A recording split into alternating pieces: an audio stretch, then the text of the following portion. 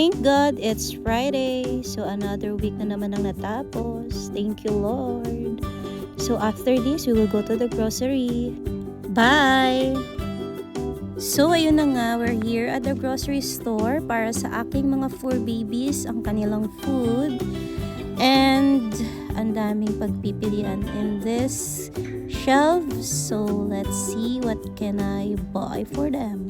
And para sa mga coffee lover dyan, this is one of the favorite section in the grocery. So, kailangan na naming mag-restock ng aming capsule dahil kailangan ko ng kape. At dahil nasa UAE tayo, hindi mawawala ang product from Philippines na isa sa mga kailangan namin sa bahay for emergency. And just like that guys, nakauwi na kami. So ayan, pinrepare ko na yung salmon for fry. And then we have here rambutan and cherry, my favorite. Then the side dish is broccoli, ginisa. Hindi ko na siya napakita. So kakamadali ko kasi. Ayan, naglagay na ako dyan ng kawali. And butter, unsalted butter. Pinatutunan ko lang. And then after nyan, ilalagay ko na yung ating fish salmon steak na may bawang. Later, I will put a rosemary. So, hinayaan ko lang siya mag-cook. Sobrang favorite ko to. Isa sa mga in-order ko pag kumakain kami sa mga shala-shalang restaurant. Pero ngayon, hindi na kami nakakakain kasi wala ng budget. Ayan na nga. Ilalagay ko na isa-isa yung mga aking nalutong steak. That's how I prepare it. Yes. See? It's so yummy.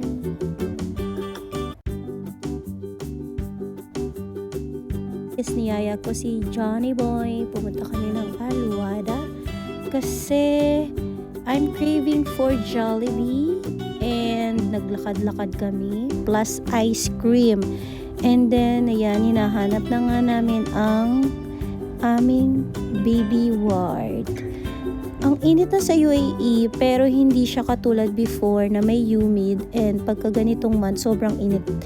Ngayon, parang hindi siya ganun kainit. But, pag may araw naman, sobrang init. Pero dati kasi iba talaga yung temperature, pero parang nagbabago na siya.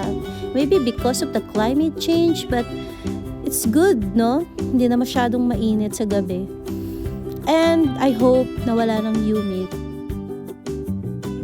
And we arrive in Alwada and waiting for our food to serve. So, ang inaantay namin dyan ay yung Jollibee. And nag-order din kami sa Jerry's Grill while waiting. Binibidyoan ako ni Habi. So, ayan, nag-post lang ako dyan. Ang in-order namin sa Jerry's Grill ay kare-kare and chicken inasal with soup and iced tea. So, pogi talaga ng asawa ko. Grabe. Baka naiinggit siya sa in-order ko. And ayan, thank you Lord for the blessings. Thank you for the food. So, sabi na kami kumakain dyan. And habang kumakain kami, kayo nagkukwentuhan. And ang sarap din sa feeling na dalawa lang kayo, no? Yung wala kayong kasama. But honestly, na-miss ko talaga yung dalawa lang kami. And masaya ako na kahit ganito is simple lang, dalawa kami, okay na okay ako. Hindi mo na ako kailangan dalhin sa mamahaling date, be. Okay na ako nga kahit saan eh. Hindi naman ako maarte, hindi naman ako naghahangad ng kung ano ang wala. 'Di ba? So, be thankful pa din always. Ang mahalaga kasama ko yung taong pinakamamahal ko sa buong mundo. At yan na nga, nauna pa akong kumain kaysa magdasal. O, diba? Well, anyway, na-enjoy naman namin yung saglit naming pagpunta dyan. And yung food, it's okay. Dahil nag-crave ka sa Jollibee, then fine, at least nawala yung mismo ng Jollibee sa Pilipinas. Diba? And alam nyo ba guys, sa 10 years namin magkasama nitong tao na to, one of the things na isa sa nagustuhan ko talaga sa kanya is yung pagiging mapagmahal and caring. minsan nag-aaway kami but it's fine. But anyhow, alam mo yung ang saya lang nakasama mo yung partner mo, yung asawa mo, kahit na wala pa kayong baby, and I hope God will give it in the right time. Actually, we have already baby, pero kasama na siya ni Lord, and yeah, we're looking forward na in the right time, mabigyan kami ng supling. But yeah, sa aming dalawa, ini-enjoy muna namin kung anong meron kami. Kasi darating din yung araw na yung pinapangarap namin maging parents is mangyayari at mangyayari. We're believing in God and hoping that in the right time, He will give. Sa ngayon, hindi pa, and that's okay. So yan, ini-enjoy lang namin yung food namin together. Actually, masarap naman pala yung kare-kare, and yung kanyang in-order namang inasal, okay din naman, pero nakukulangan siya sa lasa. Not as expected, you know. Guys, hindi pa yan yung in-order namin. Meron pa kaming Jollibee. So, nauna lang talagang iserve si Jerry's Grill. And, take note, after nyan, kakainin pa namin yung Jollibee kasi bigla akong na-miss ang chicken ng Jollibee plus spaghetti and apple pie. Not apple pie. Ang tawag dun sa bago nilang flavor na may cheese. Strawberry pie. Ayan. Ang sarap ng soup ng Jerry's Grill. It's like a sinigang. You know, dami kong nakain dyan, grabe. Pero partida, kakain pa ako mamaya ng chicken. So, good luck na naman tonight. Nahihirapan na naman makatulog sa sobrang busog. At mamaya, plano pang mag-ice cream ng lola nyo.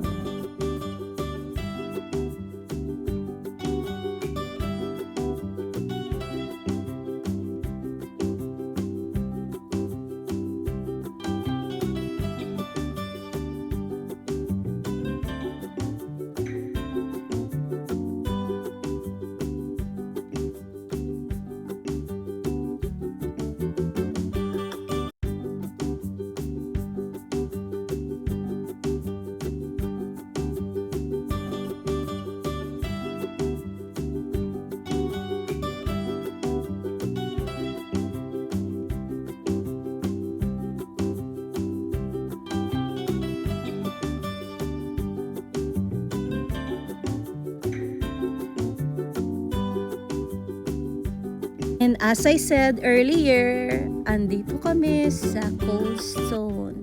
So, ang napili ko is Dubai Chocolate Kunafa, the famous one. Meron na rin pala siyang ice cream version, di ba? Lahat na lang, as in lahat na lang. Yung Dubai Kunafa na may pistachio. Actually, masarap naman siya, pero nakakaumay lang pag sobrang tamis.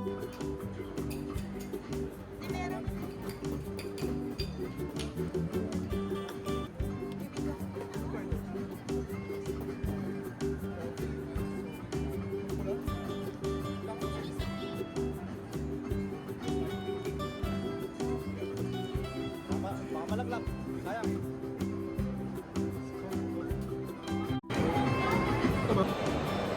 Ano kayo mo? Cold Stone. Dubai Chocolate Kunafa and pistachio.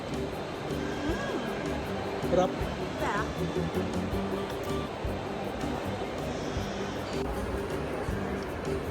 Madali ba pang kinapili ko?